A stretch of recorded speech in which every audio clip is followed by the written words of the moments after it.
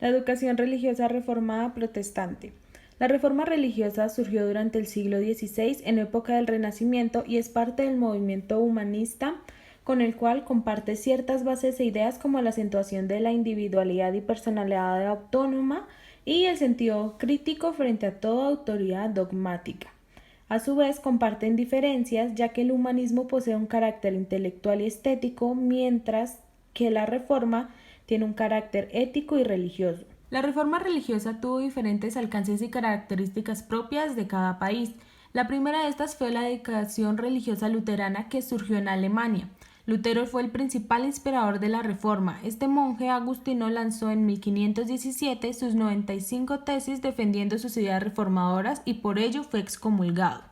Martín Lutero pide a las autoridades una mejor educación religiosa, pide a todos los ciudadanos no restar importancia a la creación de escuelas públicas en nombre de Dios y toda la juventud abandonada. Además advierte la importancia y necesidad de poseer ciudadanos cultos, pulidos, inteligentes, honrados y bien educados, que a la larga serán quienes reúnan, conservan y empleen bien los tesoros y riquezas del pueblo. Este movimiento no solo nace y se propaga por toda Alemania, sino además por mayor parte del centro y el norte de Europa. Así, para finales del siglo XVI, la educación se organizaba en escuelas primarias para el pueblo que se le deben a Johannes Bugenhagen. Respecto a la organización interna de las escuelas, no se cambió el método de memorización y en cuanto a contenido eran básicos de lectura, escritura, cálculo, lenguas vernáculas y cantos religiosos.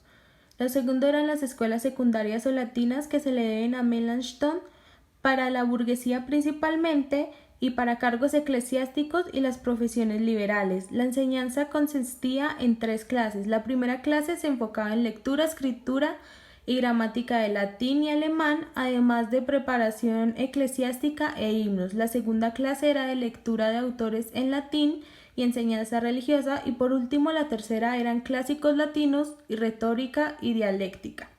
Y por último las escuelas superiores y universidades que ya existían en gran parte, pero transformadas en el espíritu de la religión reformada.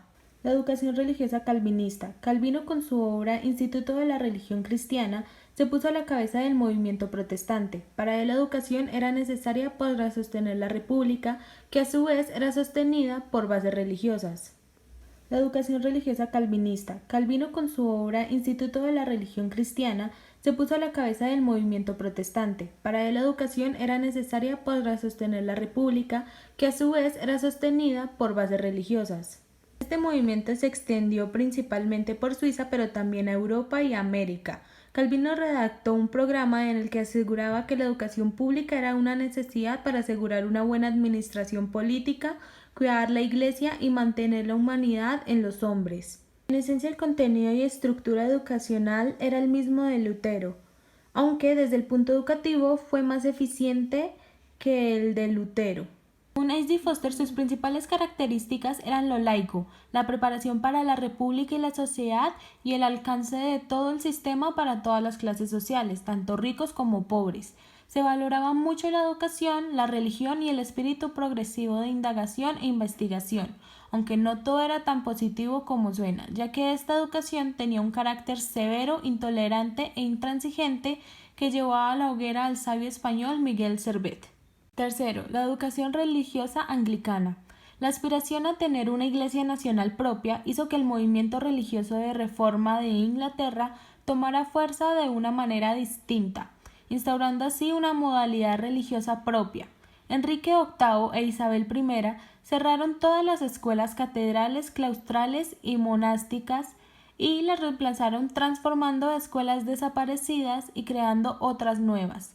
El espíritu de estas era una combinación entre las escuelas del humanismo inmediatamente anterior más las ideas de la religión reformada.